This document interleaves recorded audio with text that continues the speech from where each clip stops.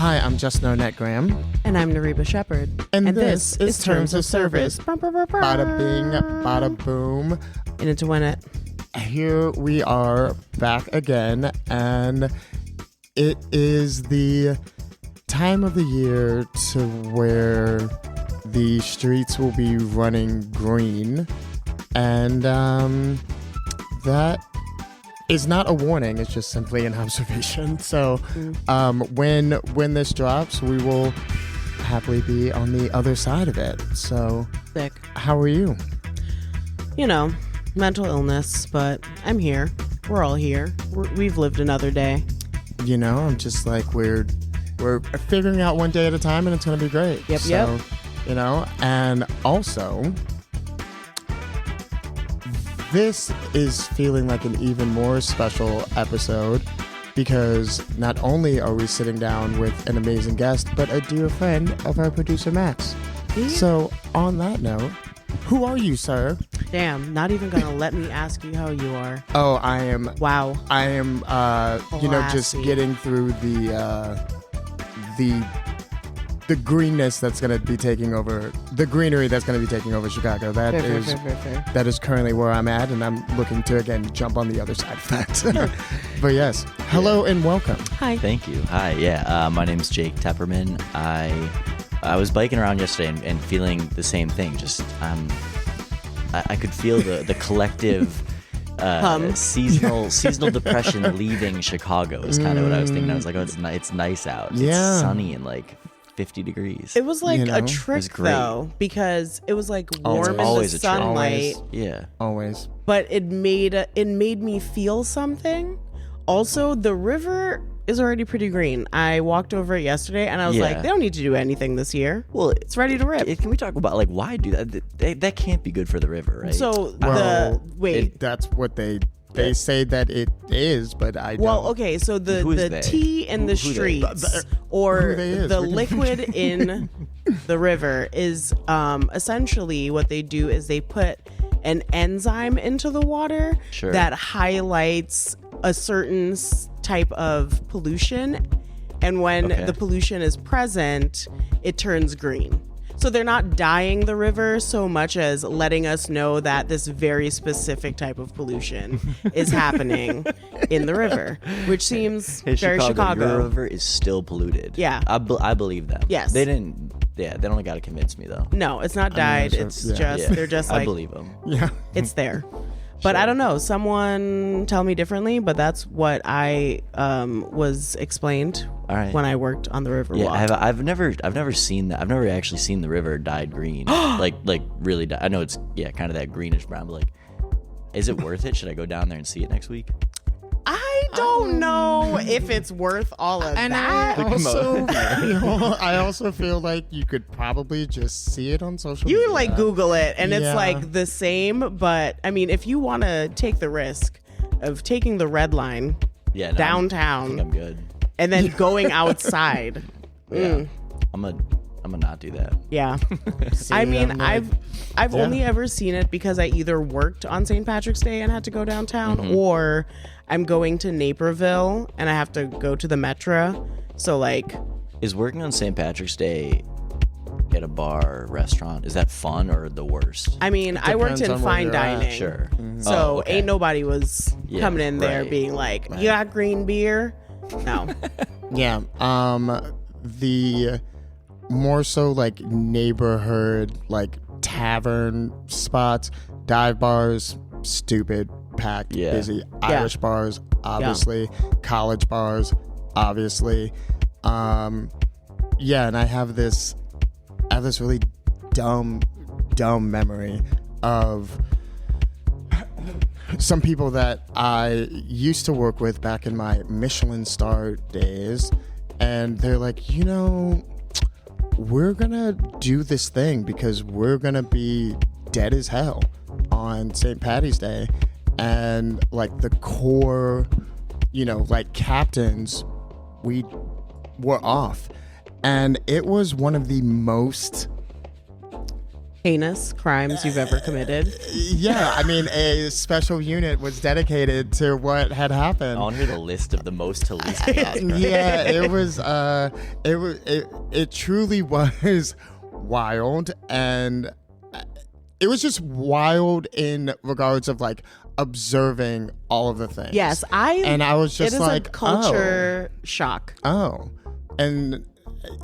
But you know, and I grew up older, in Massachusetts. Yeah, well, and St. Patrick's is like a thing there. Yeah. But in Chicago, y'all really. What's the thing here? Just in a totally different way. Yeah. Yeah, and I just try and like figure out ways to where I'm just like, you know, there are things that I get excited about, but then there's things that I don't or can't because I'm tired, because I'm older. And you don't have to fake anything like, after the age of 32. Yeah, and it was all of these. I made it. Yeah. I was like, there you go.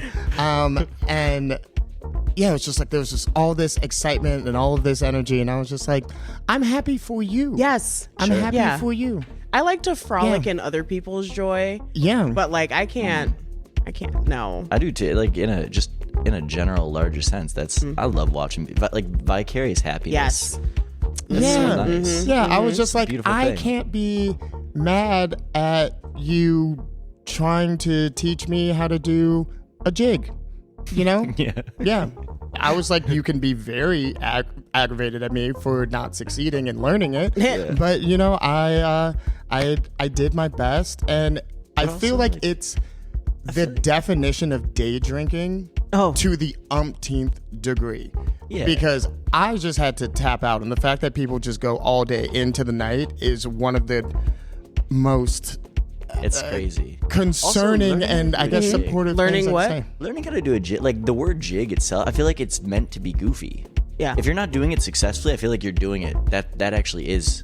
I don't want to insult whatever a jig is and learn how to dance and do that, but like you know, it feels well, it was like certainly a jig. It was certainly a jig and not a jive. And that are you talking about like Irish step Irish dancing?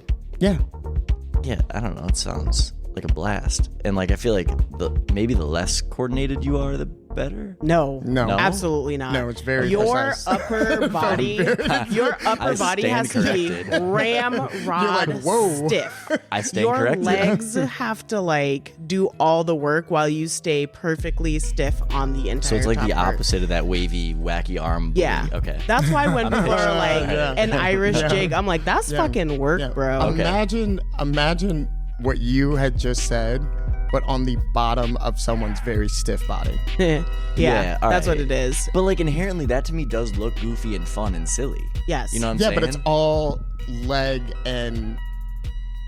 You have to have stamina. Also, I am not an expert, so I mean, none of us are experts in traditional Irish dancing. Yes, just you know, not trying to have anyone make. Oh my God! Literally though, with all of that being said, two things: one, we need to figure out what your sign is, and two, Trish, my friend Trish, their parents always come into town because they're part of like the Irish heritage.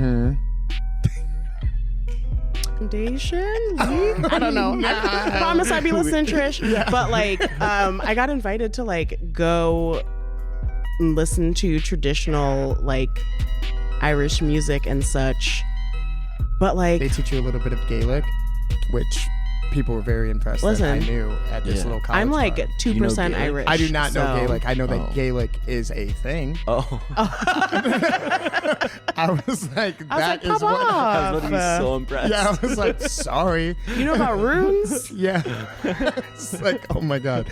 But continue, Nerve. Sorry. But yeah, no. What's your sign? I am a Capricorn. Did not see that. I was trying to like, I got Virgo energy, so I guess I was in the like Earth sign corridor. Okay. You're giving Earth sign. Yeah, but Capricorn I did not get. I like the dirt. I like Earth.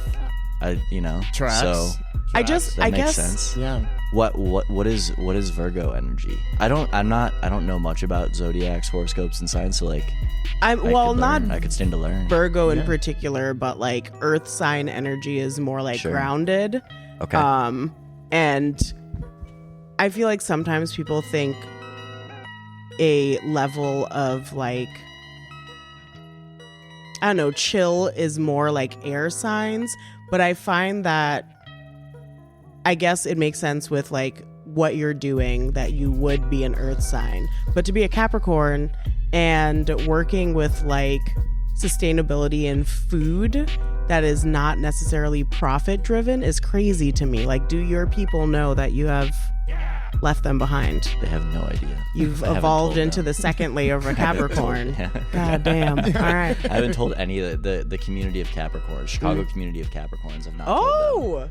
You need to start. CCC! If If I was- newsletter, yeah, dog. yeah. Absolutely. All right. Well, we wouldn't be invited to be a part of it. No, you could be. You could go undercover. What are your signs? I cannot be an undercover Capricorn. Absolutely not. I don't believe you. Okay. You had me tricked. All right. So what's your sign then? I'm an Aries. Okay. That's an air sign, right? I'm making It's that a up. fire I know sign. it. Okay. Yeah. You're okay. I know. You know, I was okay. just like, I mean, technically, we all made There this you up, go. and now we're just living in Yeah, right. Everything's the made collective up. consciousness of astrology. Okay. Yeah, it's, Yeah. like, it's fine. And I'm an Aquarius. Great. Okay. That's an air sign. Yeah. sure. And I always thought that it was a water sign. Oh, look, you're a That water would make sign. sense, right? I thought mean, that- you would think so. It's doesn't that the one that looks giving like it's Avatar. a mermaid that's swimming? What'd you say? Doesn't the Aquarius looks like? I don't. What's The the one that looks like the Aquarian- I mermaid couldn't that's even swimming? tell you. I'm making all that up. I'm making so The much stuff up. mermaid? No, No. Okay, so maybe. Like, I'm living in a fantasy world right now, and I want you all to join me. And I'm like, you know what? I'm fine Isn't with that Libra? Okay. Mer person. I don't know. I don't think that if I actually saw my... Actually, that's not true because it just popped in my head. I was Yeah. just like, oh, okay, that's what that is. I don't know either. So- Have you ever done tarot readings? Yeah. No, I have not. Yeah. I am, you know, I just kind of very recently living my life like day by day and like, you know, experiencing the roller coaster of life. And, you know, the idea of sitting down and having like someone tell me all of these things about me and the future might just like send me Yeah. out of like my body and makes just like sense. spiral. And I don't think that my anxiety would be able to handle that. However, we did have an amazing guest a while ago. Shout out to Jamie Chambers, Yep. who does tarot readings, Yeah. and she is the absolute best. And yes, she would love to do a tarot reading on me. And no, I will not do it. And that still stands. So love you so much, Jamie. I used to read tarot cards all the time, and then when I realized the state of the world and all of the choices that we are swimming in on Oh a my day-to-day basis, the idea of pulling cards to let me know what I already know stopped Yeah. being Yeah. fun. Sure. I didn't. 'Cause you Well, can I guess I just also let me feel preface it, this with too. like I never thought that it was fun. I think that it's weird sometimes that we rely so heavily on like, you know, something that is not tangible to direct our lives. But Somebody's going to immediately be like, and what do you think about astrology? And I was like, you know what? Well, I Pipe think- it down. yeah, It's also just sometimes it's a fun or convenient way to reaffirm our own beliefs about exactly. ourselves. Yes, Yeah. and that's where I'm like trying to come back to. I have recently taken my tarot cards from the shelf and put them under my pillow because you're supposed to like clear energy from it that way. Okay. So I'm like, I'm warming up to the idea of maybe pulling a card or two. Yeah. But it's like an energy sap emotionally for me right now. Okay. Yeah. Yeah. Well, Yeah. I did. The only time I've done tarot was on a first date. 'Cause there was somebody reading tarot at a bar where I was Okay. getting drinks. There was not a second date. oh, it was in the cards. Yeah. Yeah, or I it thought wasn't it'd be- in the cards. It wasn't I- in the it cards. was I not just thought in it'd the be a cards. fun, quirky, goofy thing. Like, why not? You know? Yeah. Um. And it was like, run. And you're Yeah. like, Yeah. Get out. No.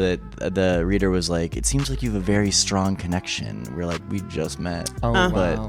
Yeah. They got you. That was on me for coming up with that idea. So I had fun though. But you But know it what? was You that tried. adventurous remember. nature that Yeah. I think is absolutely wonderful. Yeah. It's a great job. Thanks.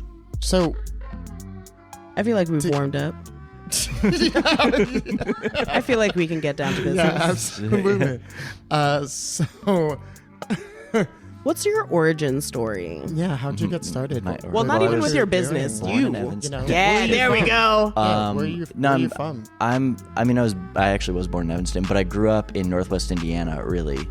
And Where? then I almost said, "Where's that?" Like, what's around truly, there? It's different. Okay. No, I tell my mom the story. I moved from I'm Jewish. I grew up in the north suburb of Chicago, and when I moved to Indiana, I was like, Mom, what are all these Jewish action figures doing in people's lawns? And she's like, that is a nativity scene. And I was like, I wasn't wrong though. Like, those are technically Jewish action figures. I have never heard that before. Yeah, no, I like it. Iconic. I really like it. Yeah, she gets a kick out of that. So yeah, I'm actually like that one too. I moved to Pittsburgh and was there for a couple of years. Shout out to Ashley. I've been there. In Pittsburgh. Yeah. Beautiful city. Yeah. Yes, sir. Honestly, great I like all place. the cool black shiny buildings.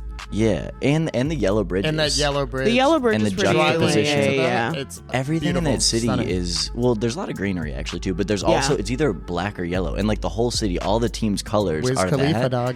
and like it's just kind of a cool place. It was really cool, but it is very small. Yeah, it's a small city in a lovable way, but there's enough to do. There's And too many hills. I think that's my there's problem. a lot of hills. I'm not an incline bitch.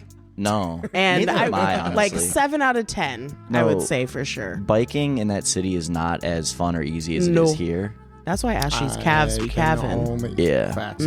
I can only imagine. Yeah, it's Because, beautiful place though. Yeah, gorgeous. So I was there for a couple of years, and I found this organization called 412 Food Rescue, and started volunteering for them, and eventually started working for them. And basically, they do exactly what I'm doing now. Well, what are you doing now? I started an organization called Chicago Food Rescue. He said it. Bada bing, bada boom. Which is all about eliminating food waste and expanding food access to our fellow neighbors and fellow Chicagoans.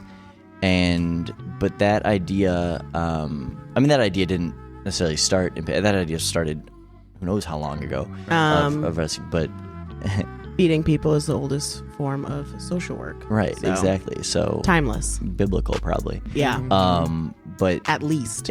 but this iteration of it, 412 Food Rescue, brought me into this world of kind of using my logistical coordination brain to save food and use it to feed people. And I moved back to Chicago 3 years ago and kind of was slowly starting that. And about September of last year, I launched Chicago Food Rescue. So it's 6-ish months old. Baby. That's awesome. A little baby project Yeah. organization. Well, it's not baby an idea. It's baby an age. Yeah, I think it's right. it's going to go strong. I would say an organization in infancy, but Okay. growing. Yeah, I just hired a development director who's starting tomorrow, actually. So that's gonna. I mean, starting on a Monday it's is a solid one. Yeah. It's very funny that you had just mentioned that, because I was doing a follow-up and I saw a new photo.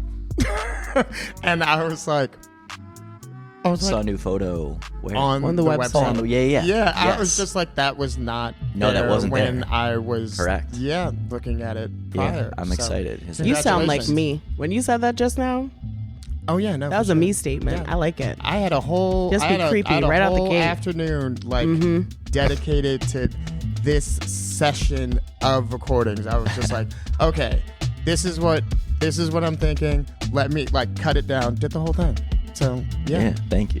for sure. I was just like, you're gonna come in. We're gonna do the thing. Well, no one told him it was going to be a whole photo shoot at the beginning, so. That's never happened to me. This is Max's booking, so it didn't go through what I would typically be doing. But you look great. Wait, and but also yes. we need to acknowledge that today is the first recording session that all of us have brought people in that we know. That's exciting. Like we all picked Congrats. a thing. Oh yeah, that is correct. Tell us- Yes, We usually really don't do so many in one We'll day. let the audience decide yeah. who their favorite was. You know what? And I Oh, think damn. that you just did that Okay. to yourself. Yeah, you did that to yourself. I was just like, you know what? Everyone remember that he is a Congrats. Capricorn. Yeah. See, there's that. Cast the vote. Okay, so God. We're gonna launch this with a poll. Yeah. It's gonna be great. It's gonna be awesome. Yeah, go ahead, Nariba. okay, so like, what brought you into the realm of, I guess, working with food insecurity? How did you initially come about organizing your project in Pittsburgh? I think, first of all, I didn't organize it. I got involved as a volunteer. But I started getting involved. I met somebody who was homeless and asked me for, I don't remember what it was, a few bucks or something like that. And I said, I'm happy to get you a sandwich, and I've got a tarp at home. Could you use that? And he said, yeah, absolutely. So I asked a bunch of friends just to kind of crowdfund some money for tarps and little tent kits. Not that was an all-encompassing solution to homelessness, but it was something. Yeah. Started doing that, and I realized it felt very fulfilling to give back and just kind of get to know my community in a totally different way. And I realized I liked volunteering my time and giving back in a way. And working full-time, I realized that I wanted to volunteer, but I wanted to find something flexible. Yeah. So I was able to do that through 412 Food Rescue in Pittsburgh. And you just, basically what you do is you drive around, you download an app, you're notified, in the same way Chicago Food Rescue works the same way. You download an app, you're notified where food is available to be picked up, you drive in your car, pick it up, and transport it directly to a nonprofit. Really simple concept. Mm-hmm. And the beautiful thing about that is food rescues are happening round the clock. Mm-hmm. Not 24/7 necessarily, but it's flexible. You can do it, right. And it only takes half an hour of your time, really. Right. So that's how. Yeah, so I would like to add something here because I'm thinking about two separate things, but I'm trying to bring it all together here. So first and foremost, have you ever heard of Grocery Run Club? Yes, I have actually. I reached out to them. I have. Yeah, they were a part of our first season, and one of the big topics of that conversation was to really focus in on the integrity of need. That's actually the name of that episode, to feel empowered enough to have your value reinstilled back into you, to where you are of you are of value to receive service and assistance and so on and so forth.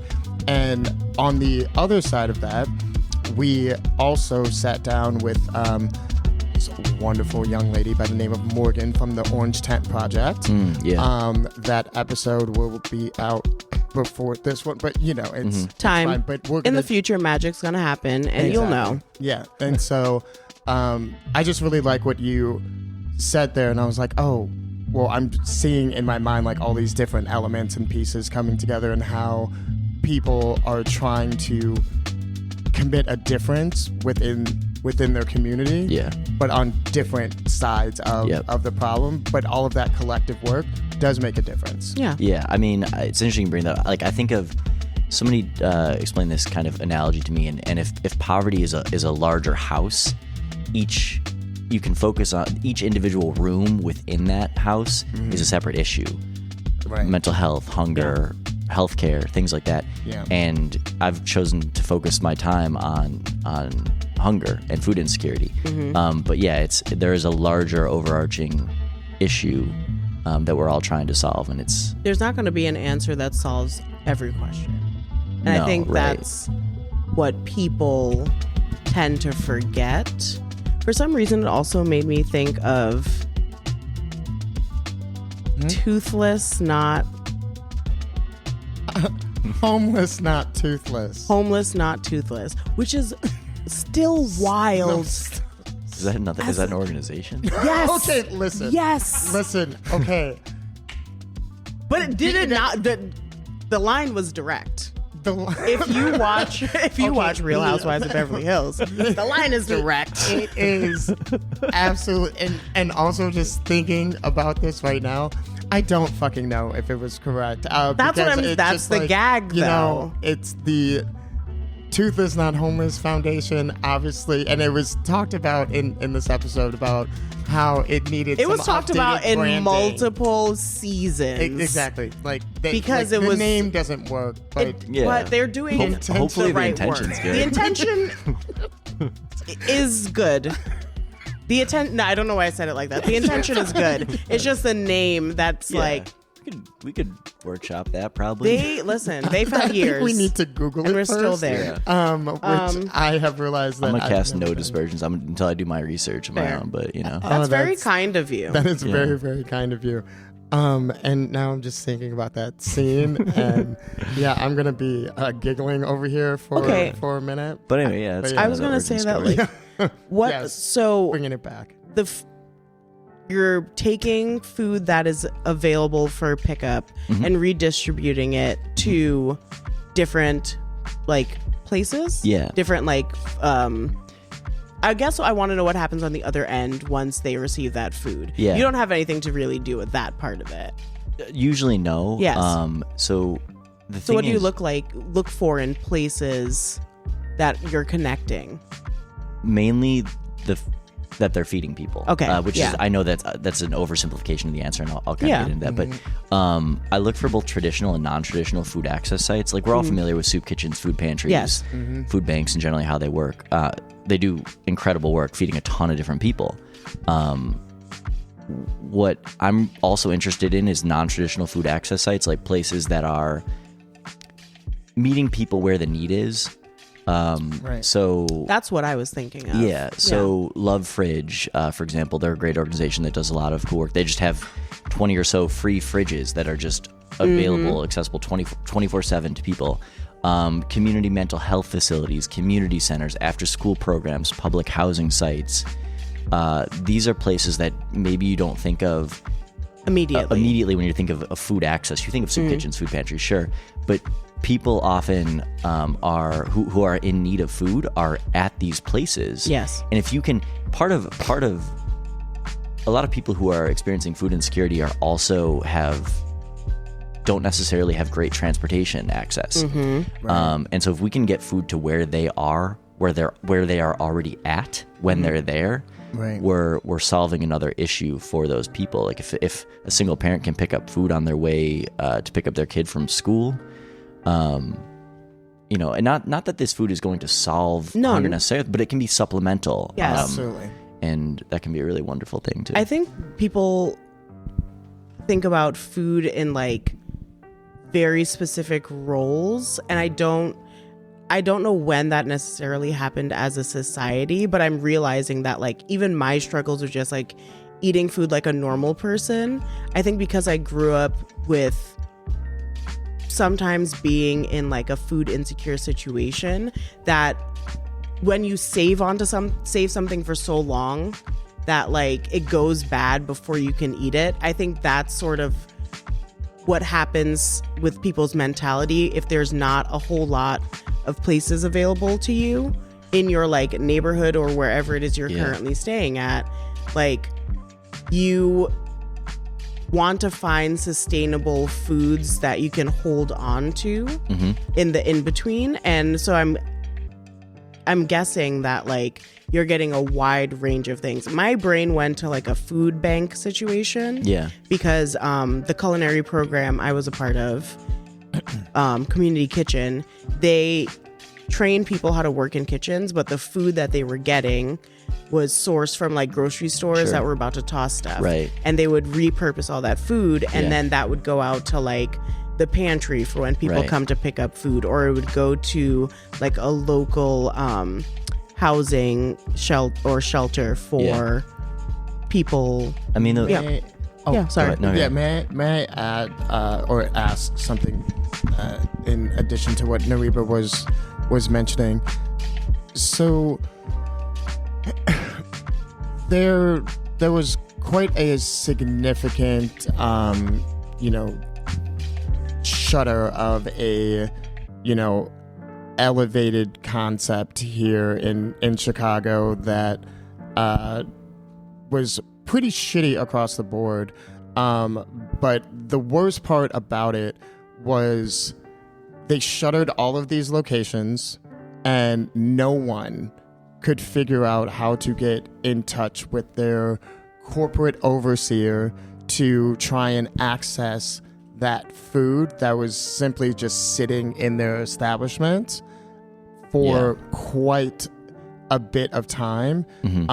And I'm wondering if you have any thoughts on that, or how something like that, like how would you navigate something like that?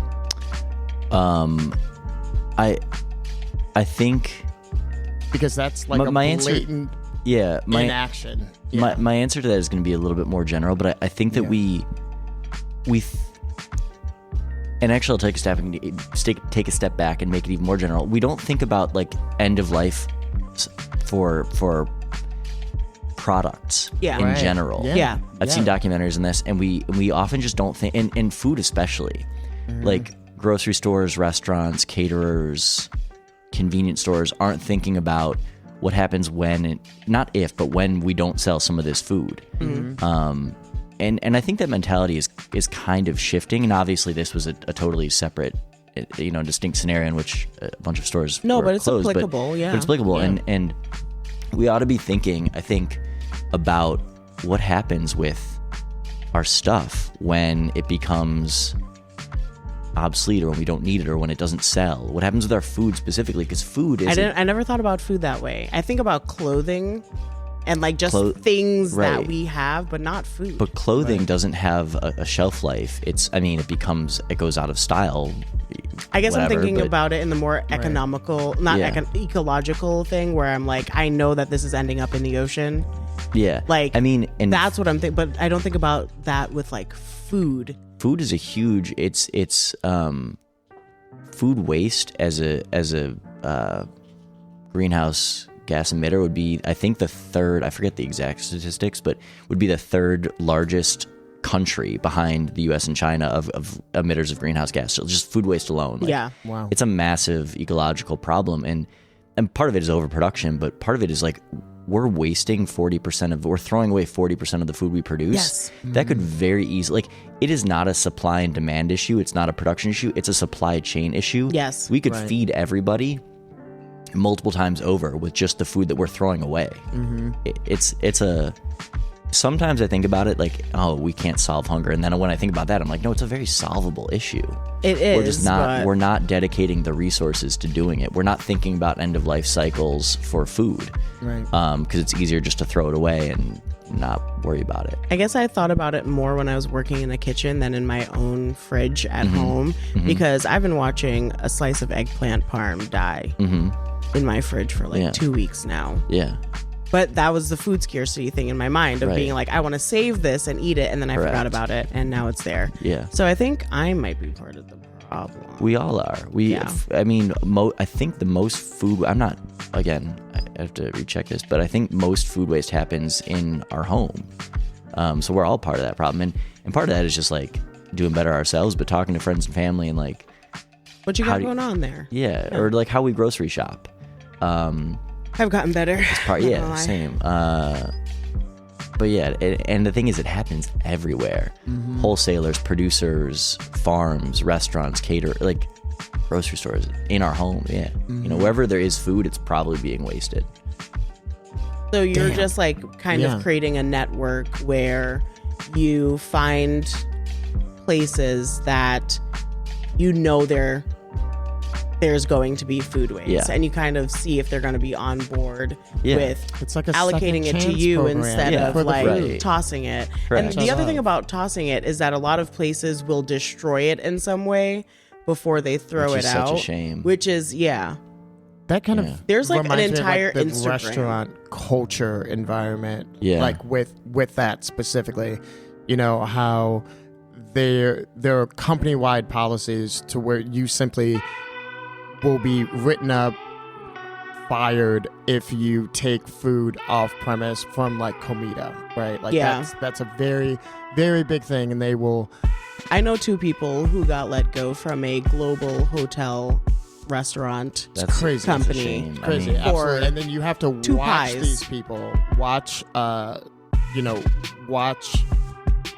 people that have been assigned to throw out the food that simply has been there for a bit too long. But if you gave people the option to be like, oh, well, like take some and like have it for later, so therefore you're not feeding this dumpster or like garbage can, it makes zero sense. Yeah.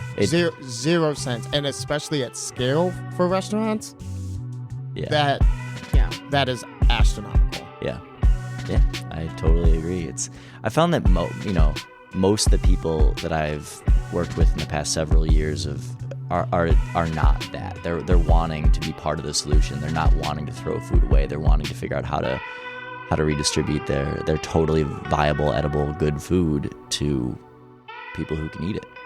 So I am hopeful in that way. But yeah, I've heard stories of that, and it's just like, that's a sad. Why are we doing that? I don't know.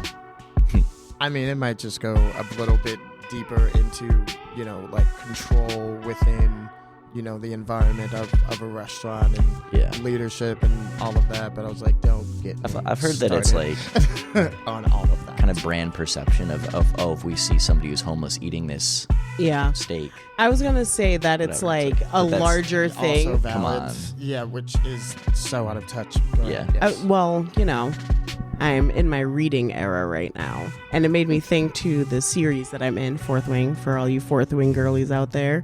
But so part of it is that history was decided to be changed, and generations happen, and we're following rules that we don't even know why they existed.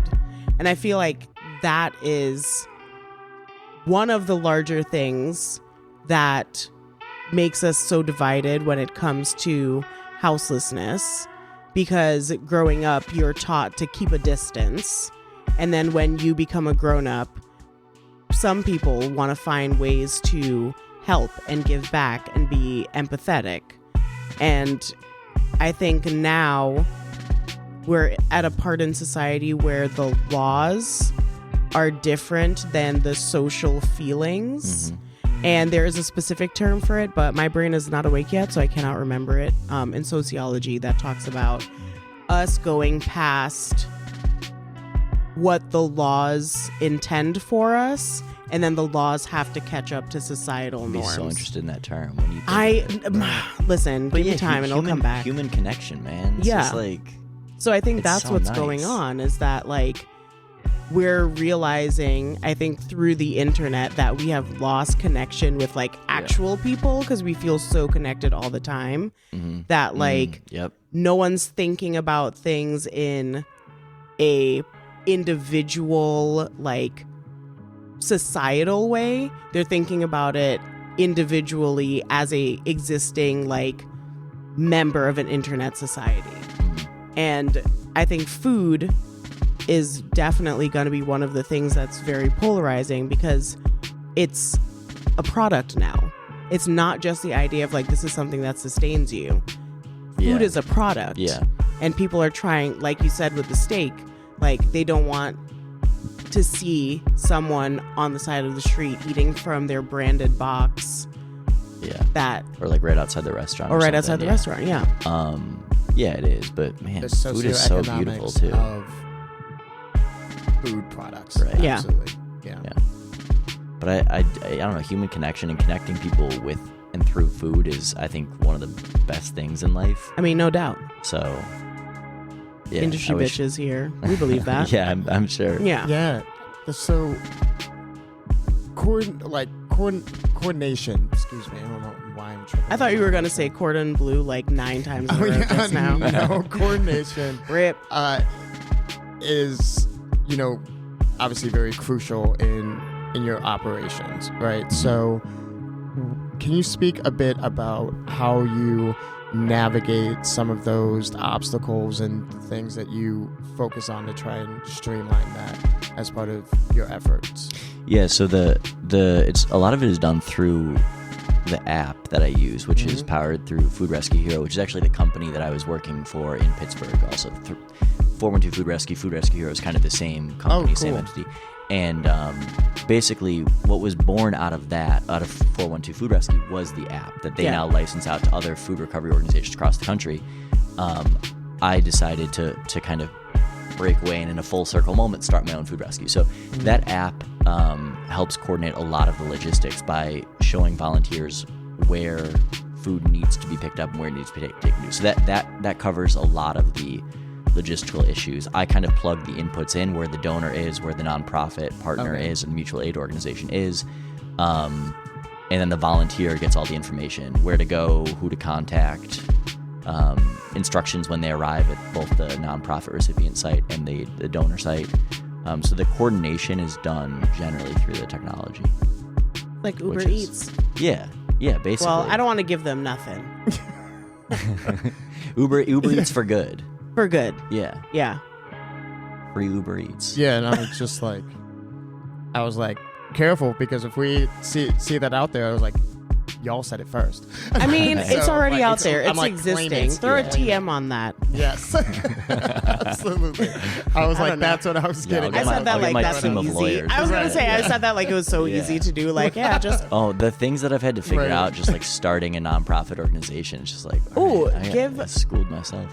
What is the most surprising thing that you learned in, like, if you could choose one for the unsuspected person trying to build their own thing out there? Thing.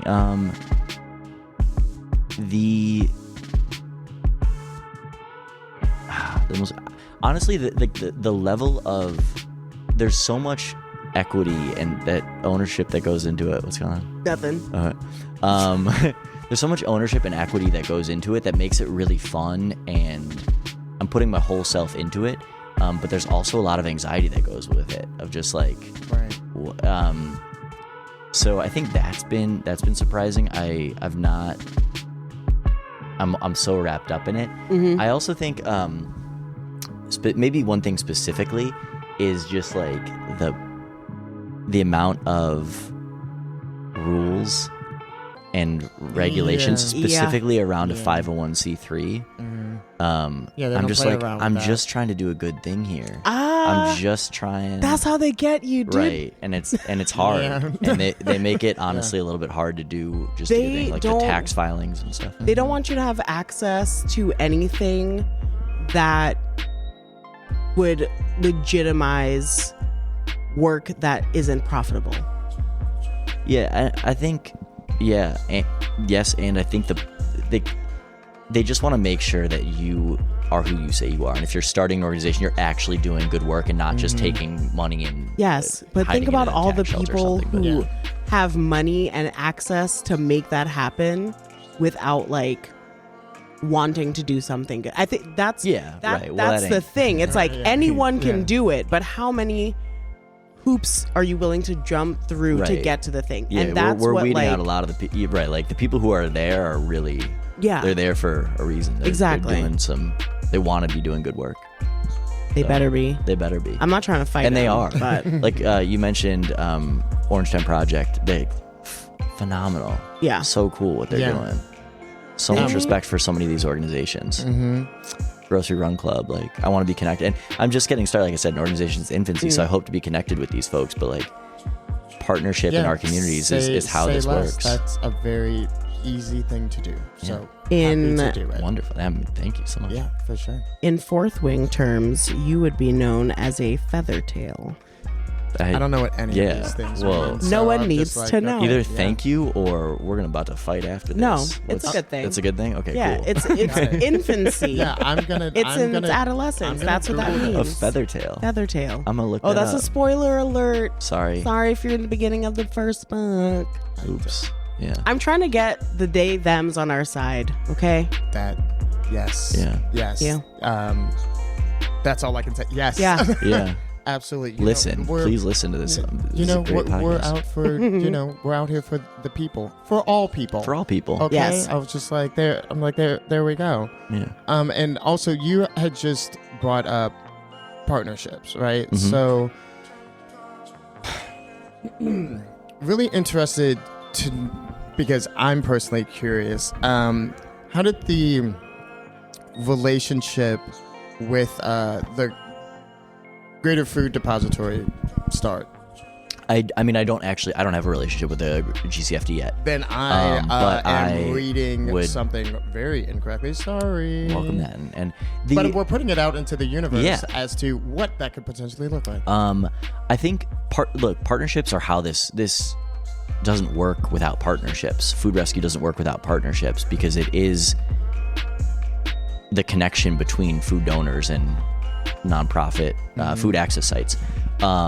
So the way our partnerships works is just if you have food to donate, get in touch. Okay. And I will find a place that can use that food specifically, whether it's prepared food, produce, raw ingredients, whatever it is, I'll find the place that can use it. Or if you have a place that you already know that it's going to and want to maintain that relationship, I can figure out the logistics for you so you don't have to use your resources to take it there. Like we can send a volunteer and do the transportation for you. Right. But partnerships are the core and the essence of what this is. Like food rescue is not, we're not banking the food. We're not storing the food anywhere. It's direct distribution. True. So yeah, partnerships are essential to this.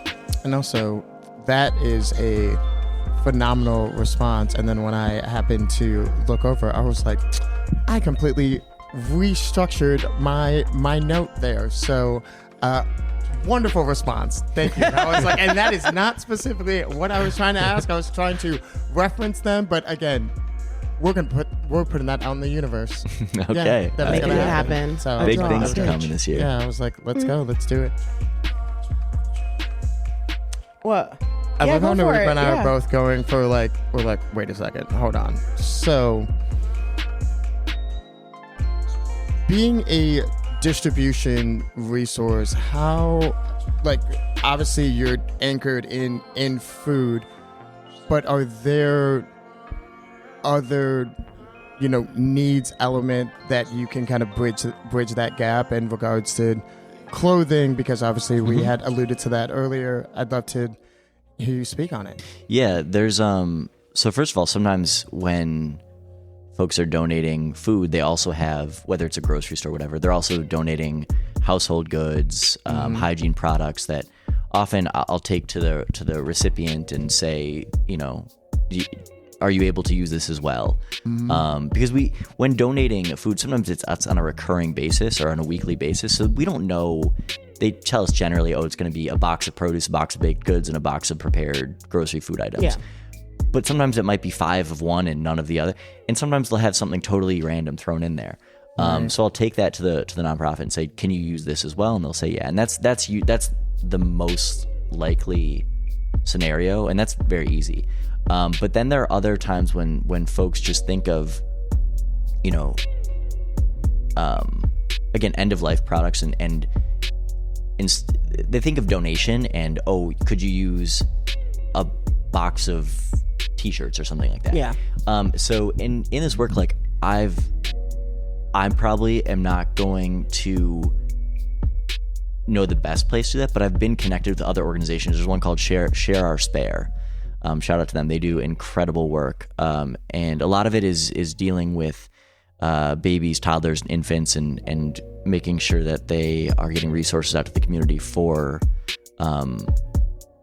infants.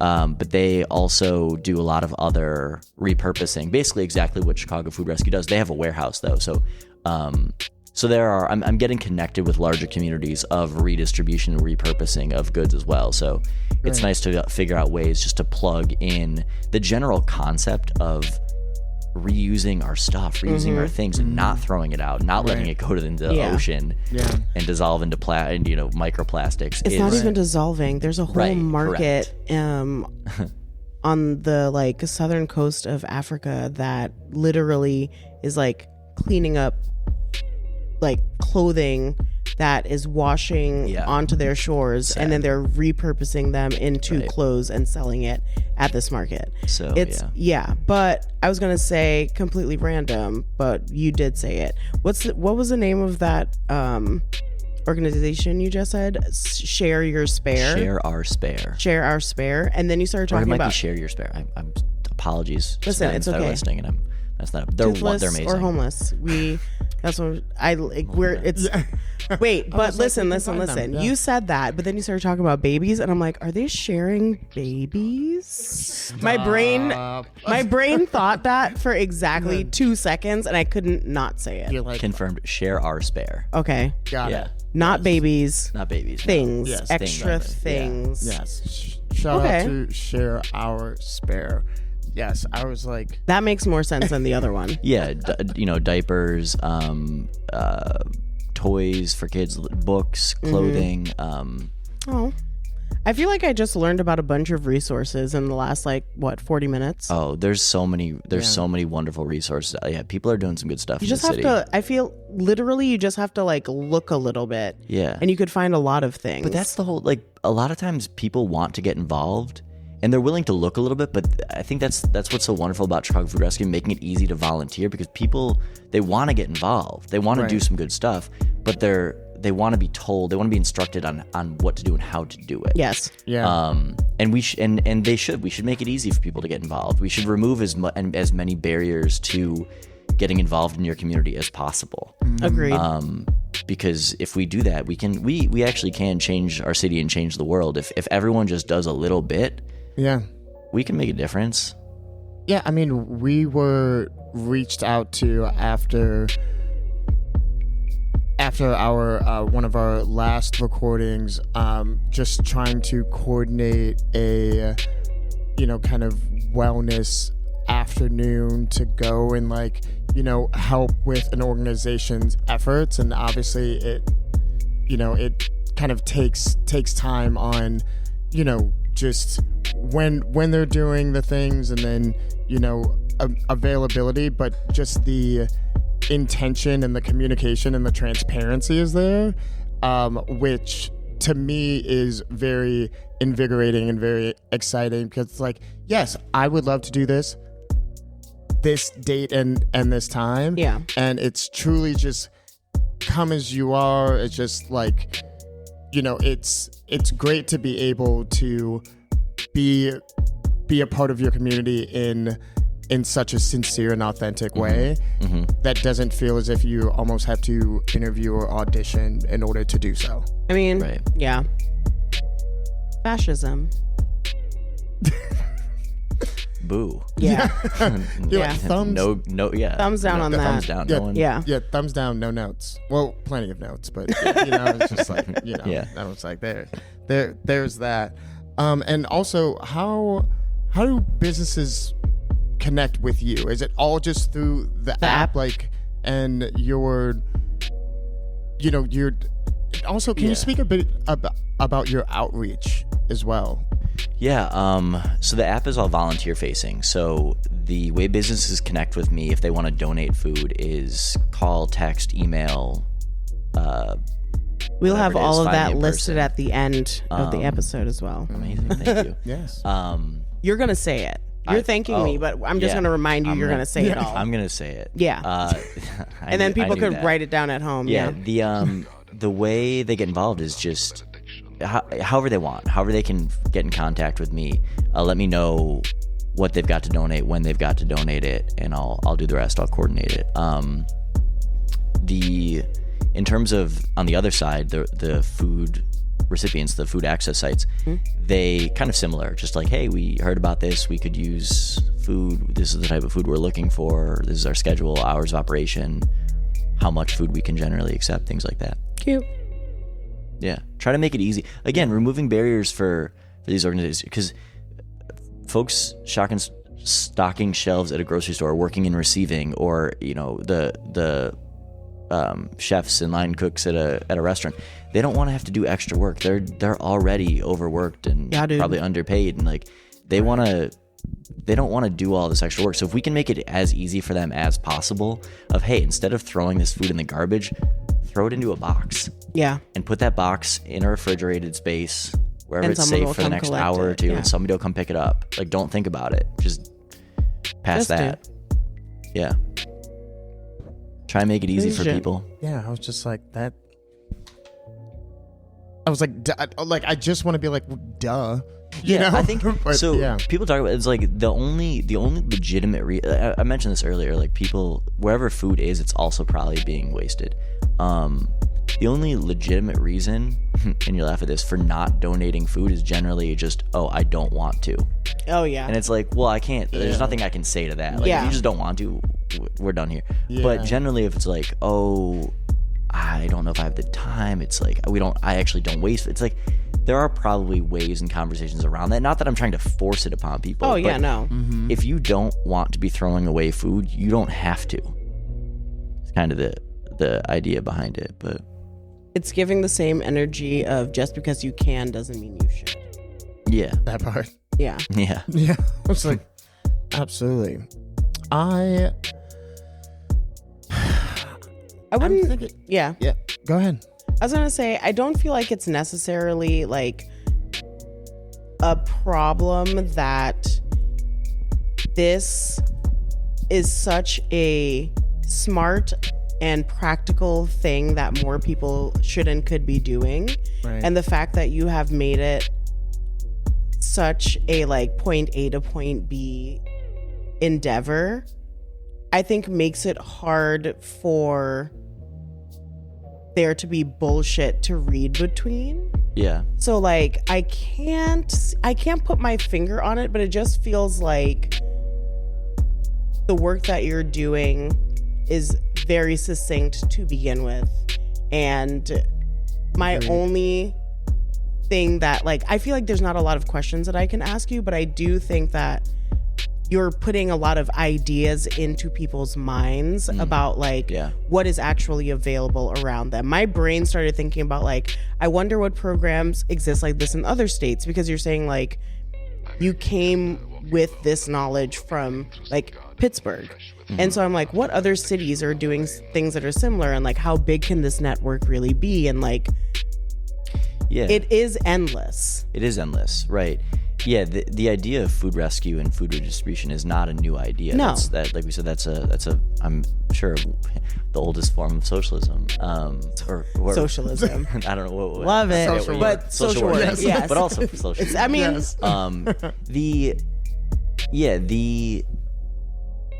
I forgot where I was going with that. This does exist and has existed in Chicago. There are other organizations who are doing this just in slightly different ways. Chicago Food Sovereignty Coalition is doing their version of food rescue. Churches, mosques, synagogues are probably already picking up food from their local grocery stores and taking it back and feeding their communities. Like, it's not a new concept. No. I'm trying to make it more simple for everybody. I'm trying to make it more efficient, more effective. I'm trying to harness the power of a community of volunteers getting involved and doing the work with their communities, because that's when it really takes off, and that's when we can really make a larger impact. The power of the six. Yes. Yeah. That's six, I'm not familiar. It's okay. I'm just talking about my silly little reading. Don't worry about it. You're like, that's I'm connecting the dots. Is the sixth related to the feather wings? The feather tails? Kind of, sort of, but not really. Kind of, sort feathered. Of. Okay. No, I can't do it. I can't continue to talk about this like it's regular. I'm part of the problem. I know. But okay, listen, this is the thing though. The sixth are the six original people who activated ward stones to protect people from the how do I say it? Wyvern. And it's your six strongest people coming together, Captain Planet style, but with blood, obviously, to like make these wards go around. You had me in the first half. I know, that's what I'm saying. I can't be like, probably. I get that. Yeah, I sense that I'm about Virgo you. Energy. Capricorn with I don't know anything about this. Well, we need to. I feel like for you, we have to figure out the beginning and the end, the like rising and the moon of it all. But like, you're not annoying me, and I like that, because sometimes people annoy me. Oh, give me a few minutes. Well, I mean, it's been going on for quite a few. Yeah, like sometimes when people are like too nice and they do too many nice things, I'm like, are you an actual good person? No, I'm a or are you like, person. Thank you, I just do this to It's your penance. Okay, that makes me feel better correct. now. Yeah. Okay. Yeah. My friends know my sense of humor. Yeah, they're just like, you know what? Well, you're giving respectable energy right now. I get to distribute some goodwill, and then maybe be like an asshole on the weekends or something. I think I'm a good person, but like I think I do think I'm a good person, just like with a kind of cynical sense of humor. Which does that mean we can asshole? I don't know. Maybe. Hopefully. I just thought I'm like no. I don't know. The confidence with which you said that you are a good person, I was like, damn, I don't know if I have that same confidence, but that's like a me thing. I need to like talk to Molly about that in therapy next week. Be like, girl, I second guess whether or not I was a good person. You're like, because in the way that this man had said that he is, it shook me. Yeah, I was like, me second guess it for a moment. It's like, wait a minute. Well, you said it, I believed it. The six. What is it? The six. The six. They say you're good. They say that you're a good person. Again, speaking about something that I don't know who the six are. But you know what? Over here, it is the appreciation of the confidence. Yes. In which you just did that. I'll speak so about I was like, snaps to you, dog. I believed it. I was like, that's amazing. I believed it. So perfect. Yeah. And so I have a few more questions before we begin to do the things that we know just to gonna do. let you know that when we start wrapping things up, you're gonna have to like give the people the information that they need to connect with you. Okay. I'm just I got and it. directly with you. Yeah. Because you said like you're the guy. Yeah. Yeah. The main dude. Well, like, tomorrow you got a new person. Yeah, right. Yeah. So it was just like both people. I was like, why do you say it like that? No, I was saying it like that's a good thing. Yeah. But then now I like listen to it back in my head. I was like, no. And you're gonna listen to it a couple more times when you're listening to the audio. So. Yeah. That's dun fair. dun dun. Yeah. Marcus, can you? Can we? Thank you. So. Yeah. I know that you're in your infancy, right? Feathertail. I'm a feathertail. I do not know what that means. I'm just trying to reiterate the point. I'm gonna start telling people, and we're gonna make it a reality. Like, people, like, it's gonna be synonymous with infancy. Yo, if you say that to the right person, they'll be like, what do you know? I'm just still trying to figure it out. Sorry. What is a significant goal for, let's say, a year, 5 years for the work that you're doing? Yeah, I think to become one of those institutions in Chicago that people, when somebody thinks about, what do I do with this leftover? What do I do with this excess food? They think of Chicago Food Rescue. It becomes kind of synonymous in that way with food waste and food insecurity and how to not do that, how to not throw food away. And just, even if it's food that, like, we can't accept and facilitate donations coming from private homes, from people's individual refrigerators. But if somebody calls me and says, I don't know what to do with this food, to have an answer for them and for them to think about Chicago Food Rescue when they're throwing food away, like, that is one of my goals. Okay. A household thought. Mm-hmm. And for people just to be considering food before wasting it, before throwing it away. I think that's a goal. I think, to have a staff and a team of people who I get to work with every day that are passionate about this and care about this and are just humming along and coordinating food rescues multiple times a day and just doing it. And to kind of stay in within our core competency and not grow too far outside of that. I think that's what I like. I think I know how to do it, and I know how to do it relatively well. And I there are probably going to be some auxiliary programs that are tangential that grow around this, but to really keep it centered on feeding people and food access and expanding food access, I would like to stay pretty focused on that as a mission and keep that ethos the whole time. I really like it when people are like, awesome. This is the one thing that I'm doing and I'm going to do it as well as I possibly can. Yeah. Because I fear that as a society, we're getting to too many jack of all trades and masters of none. Yeah, exactly. And like, you are allowed to be a jack of all trades. But I think that goes back to my theory of things being changed in a way that works for everyone who's up above. and then we are just living in the history that they're creating.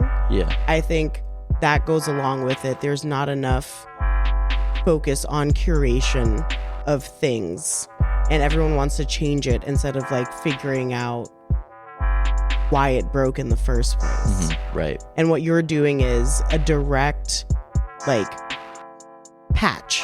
It is a patchwork of getting food from point A to point B, and your distribution goes. My brain is thinking about like, you know, those little games.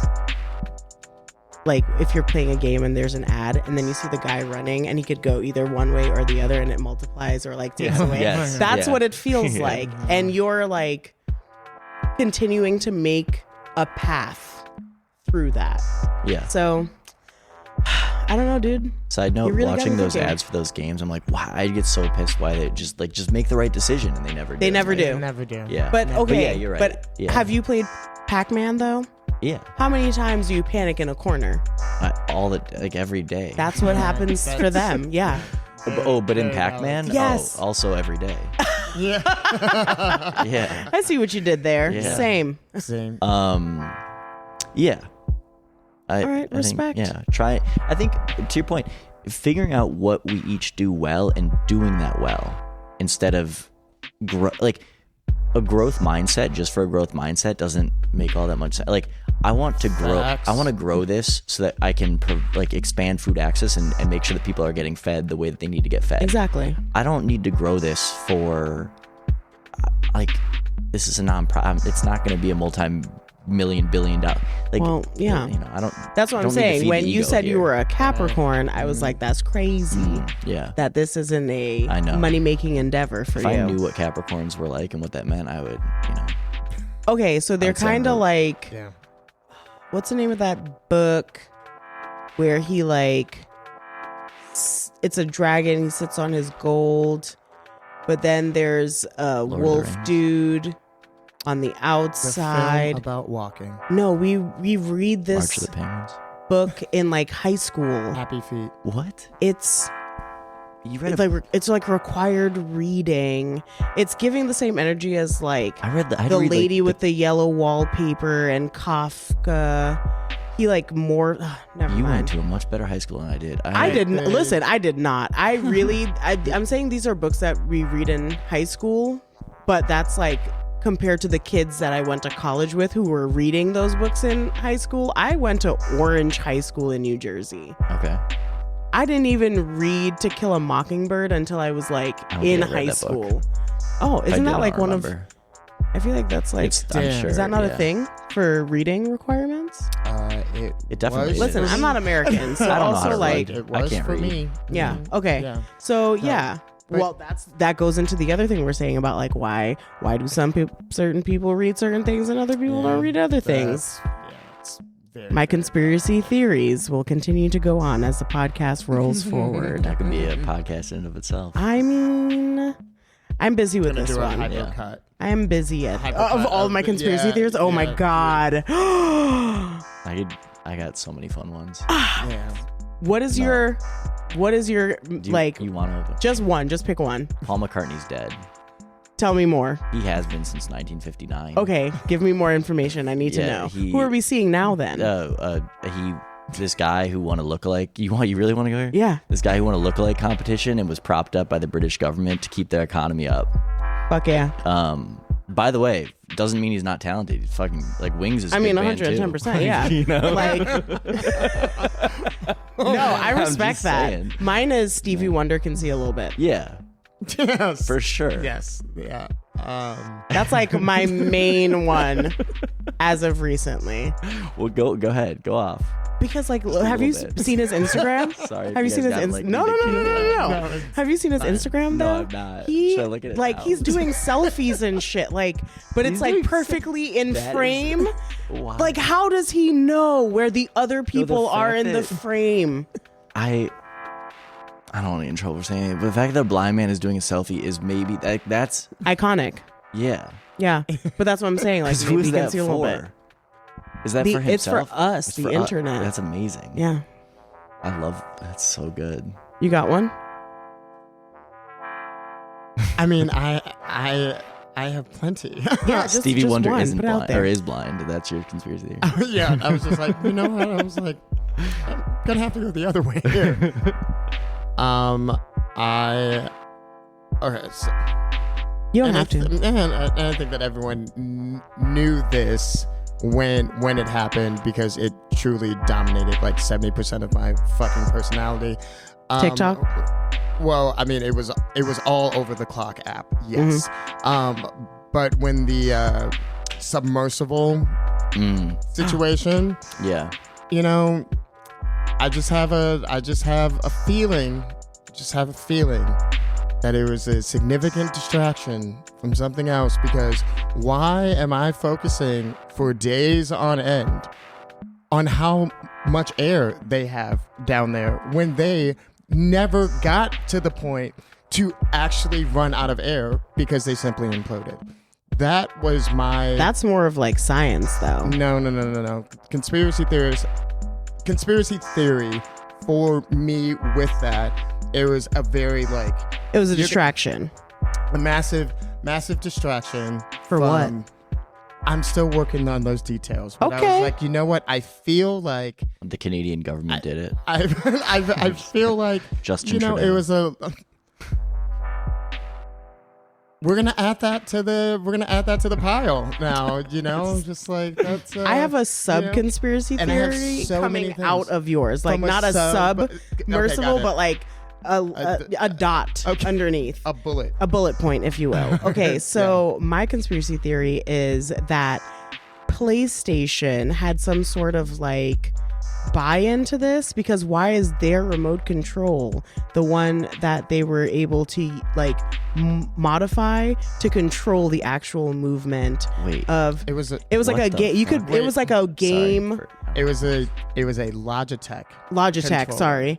What? But Yes. okay. But they also make PlayStation controllers. What I'm saying is, I didn't follow this news story closely enough. What are you talking? so to drive it around. Okay, wait. We can't go into this. We can talk about it afterwards. We're at the 70-minute mark right now. Listen, like, how much goddamn time do you have right now? Got all Because day, you know, You're saying that they were driving a submarine with a PlayStation They were controller? yes, Yeah, yes. That's it what was they a were whole thing, using to yeah. control. Yeah, Yeah. yeah. They were doing a deep dive to Yeah. go and visit. That's oh what they were my doing. God, to go ahead and visit all right. the Titanic. Yeah, it was the whole thing. My head exploded. Yeah. Well, so did theirs. All right. No, Their it whole didn't. bodies did. It did. It not. imploded. Exactly. It went in and out. It was giving black hole energy. Oh. Anyhow, so how has your time been with us? I wish we had another 70 minutes. This has been great. You know, I was just like, we love to hear we it. can always figure out lining up Yeah. a part 2. I like the space. It's fun. This has been fun. I haven't annoyed anybody apparently. No, Yeah. Okay. you're just too damn kind. Well. Yeah. I don't know if that's true, but thank you. I was like, hold it to your time. Max allegedly knows you, so Yeah. he's been Max is one of my favorite vouching. people. Max always makes me happy when I'm in a room with him. Max is absolutely. I can't say that about. He's one of 3 people I can say that about. Oh damn. Top 3. Yeah. Top 3. Always Max. brings good vibe. There you go. I was just like, let Well, it you go. are a Cancer. Yeah. It's very true. It's an emotional being over there. Yeah. Wears it Yeah. on his sleeve. So, on that note, how Yeah. do the people find you? Tattoo princess sleeve. Yeah. They can find us by, well, first of all, downloading Chicago Food Rescue, the app. If you're wanting to volunteer, get involved, that's the best, easiest way to find us. You can go onto our website, chicagofoodrescue.org. You can email me, jake@chicagofoodrescue.org. You can shoot us a text or call us at 312-994-2362. I'll respond as quickly as possible. If you're wanting to donate food, receive food donations, just have a conversation about your favorite conspiracy theory, or food access, probably more likely. Give us a call, get Why in not touch. a little bit of both? Yeah, sure. You know? Happy to spend the time. I mean, I kind of want people to hit us up with their food conspiracy theories because I want to know. Oh, here's a sorry, I know we gotta go. But say it. All sushi is the same. I feel that way about candy corn. I just pissed a lot of people off. Yes. And Not gas station sushi is different, but other than that, no, like I don't know if I'm going to Circle K and getting sushi, but they probably do have sushi. If you give me sushi from Whole Foods versus your favorite sushi restaurant, I personally will have no idea what the difference is. You know who would argue against that? Yes. Literally everybody. I mean, 110%, but specifically from this season. Sushi Naomi? You would argue against Kubo. that. Oh, yeah. Sushi by scratch. Yep. Yeah, I'm positive. Fighting words. Yeah. She wouldn't fight you, though. Well, she's a very kind person. I wouldn't fight her because, again, the pacifist thing, but she would win that argument for sure. You just sit there and just I would be berated for an hour and I'd take it. Like, you're right. Just like, I'm gonna roll over and play dead right now. Like, I think that all candy great. corn is the same. I think they had one run of it forever ago, and someone like it's the same batch. yeah. What if it used to be good, like in the early 60s? In the beginnings? Yeah. I doubt it. And now it's just so stale. I don't know. I ate like one of those like candy decorations off of one of the cupcakes at a 3-year-old's birthday party yesterday, and it legitimately tastes like nothing. Like I thought it was gonna taste like blue, maybe, but nothing. So yeah, that also is part of the larger conspiracy theory. But now that you have all the information to get in contact with our new friend here, Justin, are there some things that you want to do? Yeah, there's some things that that I am going to do to wrap this up. Wow, what a roller coaster! Very enjoyable. Just like this has been. This is great, and I can not wait. This is gonna be awesome.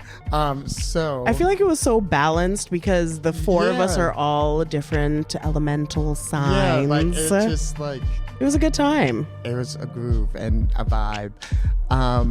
So thank you so very much for joining us, my friend. And it's early, but thank you. What can I do to get the word out about your podcast? Because this has been so enjoyable. I've loved it. What can I do?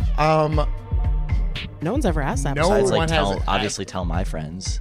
But I mean, we're a big word of mouth situation. Sure. It's very organic distribution. There we go. You're welcome. I want to like throw myself over the side of this booth right now.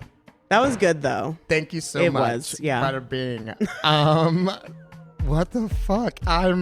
Okay, so I don't even know how to answer that. All right. Like, just tell your friends, follow us on Instagram, Terms of Service Podcast. Yeah. Also, we have a YouTube channel, which we're figuring out, Terms of Service Podcast on YouTube. It's like, do you want to see this? I think this space is so beautiful. Yeah, people should see this. Thank you. Well, you two are beautiful. The space is stunning. Like, you stop it We're right beautiful. now. What is going on? Let's get some cameras on these folks. There are. JoJo is doing a thing. JoJo. That's true. Yeah, you know what? Not only when you tell the people about Terms of Service, also kindly tell them to review us, which we have plenty of reviews. Cool. But I was like, we should be doing that. I'm gonna go do that right after this. Yeah. We appreciate that. I'm gonna teach my mom how to like leave reviews. Yeah, well, here's a shortcut. Here's a shortcut. It's 5 stars. Thank you so very much. Sure, yeah. Oh, for Sharon? She'll give us 5 stars. She loves us. I was like, there is. My mom will give us 5 stars, but she doesn't need to review everything else. I mean, if your mom listened to some of the other episodes, I don't know if she'd given us 5 stars. Shout out to my parents. Yeah, shout out to your parents. They're wonderful. Okay. Shout out to your parents, and also thank you again to Blind Barber Chicago for hosting this necessary conversation. Thank you. And also the crew. The entire crew, thank you so much. JoJo, Max, obviously, thank you for bringing your wonderful friend, and I'm just friend, colleague, all of the things. I don't know. You look flustered. I am feeling very, very. He gave you one compliment. I know, and one I was just compliment. like, I'm so warm right now that and that felt weird to say. You know what? I'm just like. Can we cut this? On my No, we got to leave the ramble in. On my nice. end, you can find me on Instagram at thisisBiko. Nariba, please. Hi, my name's Nariba Shepherd. Thanks for listening, and you can find me on Instagram at REBARU Rebaru. And that's it. Goodbye. Bye. Thank you.